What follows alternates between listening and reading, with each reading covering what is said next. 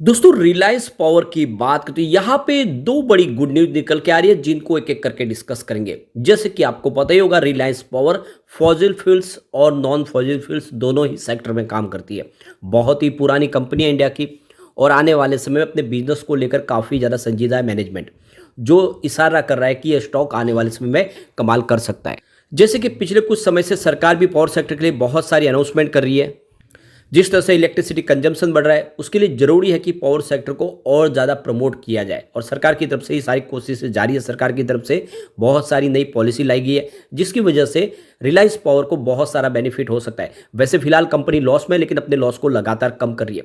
तो क्या आने वाले समय में रिलायंस पावर अपनी पुरानी हाई को टच कर सकता है जो प्राइस इसकी आईपीओ के वक्त थी? तो क्या उस लेवल तक जा सकता है, समझने की कोशिश करेंगे इस वीडियो के माध्यम से। क्योंकि देख सकते हो कि प्रमोटर अपनी तरफ से पूरी कोशिश कर रहे हैं। उनके पास फिलहाल बिजनेस के नाम पे सिर्फ रिलायंस पावर और रिलायंस इंफ्रा है जिसकी ये सब्सिडीज कंपनी है। बाकी सारे बिजनेस तो बंद हो चुके हैं। तो इस सेक्टर के अंदर उनका सारा का सारा फोकस रहेगा और उसको आगे लेके जाने की कोशिश करेंगे। इससे ये कंपनी आने वाले समय कमाल कर सकते हो। इन सारी बातों को जानेंगे इस वीडियो के माध्यम से। लेकिन फ्रेंड उससे पहले अगर आप पहली बार हमारे चैनल पे आए तो चैनल को सब्सक्राइब कर दीजिए, एक बेल आइकॉन दबा दीजिए ताकि जब भी नया वीडियो बने पहला नोटिफिकेशन आपको मिले। वीडियो पसंद आए तो लाइक शेयर जरूर कीजिए। चलो फ्रेंड्स वीडियो स्टार्ट करते हैं। मैं हूँ आपका दोस्त एसपी दवे और हमारे अपने चैनल ऑनलाइन कमाई में आपका बहुत बहुत स्वागत है। सबसे पहले फ्राइडे के कारोबार की बात करें तो देख सकते हो कि स्टॉक की क्लोजिंग 23.90 पर है जहाँ पे 2.80% की शानदार तेजी देखने को मिली। तो सबसे बड़ी गौर करने वाली बात है कि जो दिन का हाई है वो 24.45 है, यानी जो नया 52 वीक का हाई बनाया इसने रिसेंटली। एक तरह से कह सकते हैं ये नया इतिहास है इसने रचा है। लेकिन इससे पहले स्टॉक 25 पे जाके आ चुका है। अभी फिलहाल उस लेवल को नहीं पहुंचा है।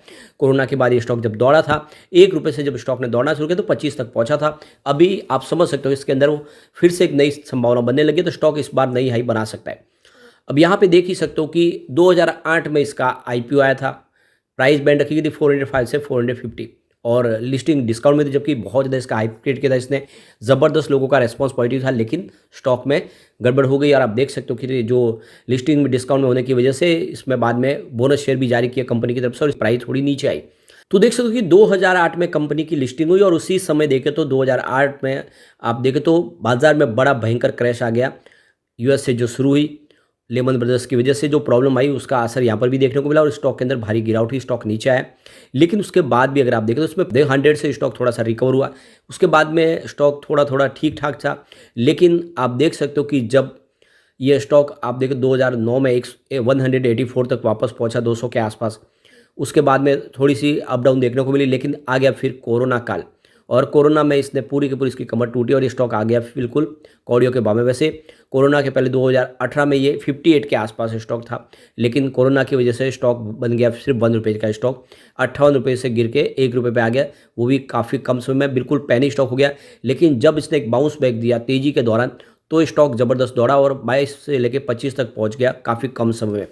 तो प्रदर्शन अच्छा किया और अभी इसकी दौड़ बाकी है। अब इसके बीच में जो बड़ी अपडेट निकल के आ रही है, हमारे पावर मिनिस्टर आरके सिंह की तरफ से राज्यसभा में बड़ा बयान दिया गया है। पावर मिनिस्टर का कहना है कि 2030 तक हम 50% नॉन फॉसिल फ्यूल्स की कैपेसिटी को पा लेंगे, यानी रिन्यूएबल एनर्जी के माध्यम से हमारी ऊर्जा का इस्तेमाल हम 50% करने लगेंगे। इसकी जानकारी दी है। फिलहाल एट प्रेजेंट 186.46 गीगावाट की कैपेसिटी पा ली गई है। तो यहाँ पे देखें तो टोटल 178.9 गीगावाट की कैपेसिटी रिन्यूएबल एनर्जी के सोर्सेज के माध्यम, जिसमें 7.48 गीगावाट की जो कैपेसिटी न्यूक्लियर पावर की है और बाकी एडिशनली 114.8 गीगावाट की कैपेसिटी देखें, जिसमें आप देखें तो इस समय करंटली अलग अलग फेज पे है। जो आने वाले समय ये कैपेसिटी भी पाई जाएगी और 55.13 गीगावाट के टेंडर की प्रक्रिया में। तो कुल मिला के बहुत तेज़ी से इसमें हम प्रगति की तरफ आगे बढ़ रहे हैं, ये पावर मिनिस्टर का कहना है और जल्दी ही उस कैपेसिटी को पा लेंगे। तो ये बहुत बड़ी गुड न्यूज़ है। यहाँ पे हमारे पावर मिनिस्टर आरके सिंह की तरफ से ये भी कहा गया कि सरकार की तरफ से जो कुछ पॉलिसी में बदलाव किया गया इसका पॉजिटिव इफेक्ट देखने को मिल रहा है। हमने 100% एफडीआई किया, यानी जो फॉरेन डायरेक्ट इन्वेस्टमेंट के लिए 100% की छूट कर दी, उसका असर देखने को मिला।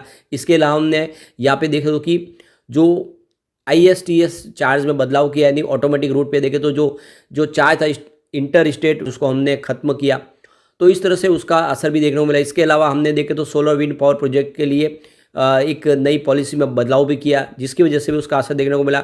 ग्रीन ओपन एक्सेस सिस्टम भी लाया। तो ये सारी जो पॉलिसी में बदलाव, इसके अलावा पीएलआई स्कीम, तो सरकार की ये जो योजना है उसका फायदा देखने को मिला, इन स्कीम की वजह से इस सेक्टर में तेजी से वृद्धि हो रही है। तो आप देख सकते हो कि कंपनी विंड एनर्जी और सोलर एनर्जी दोनों में ही काम करे, तो इसका फायदा आने वाले समय रिलायंस पावर को डेफिनेटली होगा। दूसरी एक बड़ी अपडेट और है जिसमें आप देख सकते हो कि सरकार इस समय थर्मल पावर प्लांट के लिए भी कैपेसिटी को बढ़ाने की तरफ फोकस कर रहे हैं। यानी आने वाले समय जिस तरह से ऊर्जा की खपत बढ़ रही है उसकी वजह से आने वाले देखिए फिर से पावर की शॉर्टेज ना हो जाए, इसके लिए सरकार चाहती है कि कोल बेस्ड पावर प्लांट की कैपेसिटी को बढ़ाया जाए, क्योंकि लगातार इसकी जरूरत बढ़ रही है। तो यहाँ पे जो अपडेट निकल के आ रही है ये देख सकते हो कि इसमें 17 गीगावाट की कोल बेस्ड पावर प्लांट की जो कैपेसिटी है वो आने वाले 16 महीने में और बढ़ाई जाएगी। सरकार ने इसके सिग्नल दिए, तो तेजी से इसमें और वृद्धि की जा रही है। और एक तरफ तो COP28 के दौरान यूएन क्लाइमेट चेंज में कहा गया कि ज़्यादा से ज़्यादा करके कोल बेस्ड पावर प्लांट की कैपेसिटी को कम करना है, लेकिन सरकार ने अपना डिवीजन क्लियर कर दिया है। अभी इस समय इंडिया की इकोनॉमिक ग्रोथ को आगे बढ़ाना है, तो इसमें पावर सेक्टर का योगदान होगा और सारी इंडस्ट्रीज पावर के बगैर चलेगी नहीं। तो ऐसे में जो 73% योगदान अभी भी देखें तो थर्मल पावर प्लांट के माध्यम से ही ऊर्जा का इस्तेमाल हो रहा है, और इसलिए इसकी कैपेसिटी को बढ़ाना लाजमी है। तो सरकार उसको भी बढ़ा रही है, और जैसे कि रिलायंस पावर की भी कोल बेस्ड पावर प्लांट भी है, तो सीधा फायदा होता है वो दिखाई देगा। तो यहाँ पे देख सकते हो सरकार एनुअली 5 गीगावाट की कोल बेस्ड पावर कैपेसिटी को और बढ़ाने की कोशिश करे आने वाले 5 सालों तक। तो देख सकते हो कि अभी भी 2030 तक के लिए तो ये आप क्लियरली समझ सकते हो कि coal based power plant capacity और बढ़ेगी। कह सकते हैं कि वो पीक पे जाएगी, ये नीति आयोग की रिपोर्ट भी कहती है। ऐसे में एक तरह से कह सकते हैं रिलायंस पावर की तो दोनों हाथ में लड्डू है, और ये स्टॉक आने वाले समय डेफिनेटली कमाल कर सकता है, एक बड़ा मल्टीबैगर बन सकता है। यहाँ पे जो बड़ी अपडेट एक और निकल के आ रही है कि इन्वेस्को म्यूचुअल फंड के जो CIO है वो बहुत ज़्यादा बुलिश है इस समय पावर सेक्टर को लेकर। उनके हिसाब से पावर सेक्टर कमाल कर सकता है। तो यहाँ पे देखिए चीफ इन्वेस्टमेंट ऑफिसर है ताहिर बादशाह इन्वेस्को म्यूचुअल फंड के, उनका कहना है कि यहाँ पे फॉसिल फ्यूल्स और नॉन फॉसिल फ्यूल्स से संबंधित दोनों सेक्टर की जो कंपनियां हैं उन सबके लिए अपॉर्चुनिटी काफ़ी शानदार है। आने वाले समय पावर सेक्टर में जिस तरह से डिमांड बढ़ेगी उस हिसाब से इन शेयरों की प्राइस भी बढ़ेगी। सरकार इन सेक्टर के लिए बहुत सारी कोशिशें भी करी है। साथ में यहाँ पे देख सकते हो कि सरकार जो परंपरागत ऊर्जा उसको भी पीछे नहीं छोड़े, उसके लिए भी सरकार की तरफ से राहत के द्वार खुले हुए। तो ऐसे में आप समझ सकते हो कि ये दोनों सेक्टर से संबंधित जो कंपनियां उनकी प्राइस डेफिनेटली बढ़ेगी। तो इन्वेस्को म्यूचुअल फंड की तरफ से खरीदारी की सलाह बन रही है। इस दोनों के दोनों सेक्टर में निवेश किया जा सकता है, आने वाले समय एक बेहतर रिटर्न मिल सकता है। तो कुल मिला के रिलायंस पावर जो इन दोनों सेक्टर में काम कर रही है उसमें खरीदारी का तो बिल्कुल अच्छा मौका बन रहा है। और जो सबसे बड़ी बात है कि कंपनी का Q2 का रिजल्ट भी काफ़ी बेहतर रहा है। कंपनी के देख सकते हो कि रेवेन्यू और दो के प्रॉफिट में भी कंपनी फिलहाल लॉस में, लेकिन लॉस में कमी आ रही है। आप देख सकते हो कि रेवेन्यू 2.05 थाउजेंड करोड़ के आसपास रहा, जहाँ पे 10.1% की ईयर ऑन बेसिस पे वृद्धि देखने को मिली। नेट इनकम -237.76 करोड़ रही, जहाँ पे 30% की ईयर ऑन बेसिस पे रिकवरी देखने को मिली।